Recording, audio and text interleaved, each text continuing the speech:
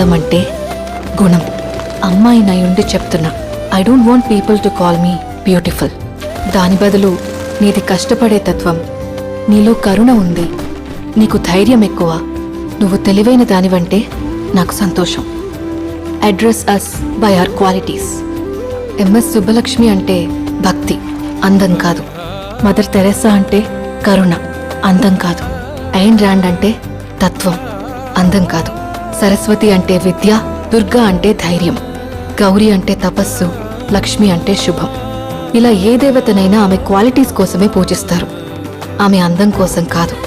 నీ గుణాలే నీ సంతకమవుతాయి, నీ అందం కాదు. అందుకే ప్రపంచము మగాళ్ళలో కాదు, ఆడదే ఆడదాన్ని అందాన్ని దాటి చూసుకోగలగాలి. అలా అందాన్ని దాటి చూస్తే ఆడదానిలో ఒక సముద్రమే కనపడుతుంది. గుణాలతో నిండిన ఒక దేవతే దర్శనమిస్తుంది.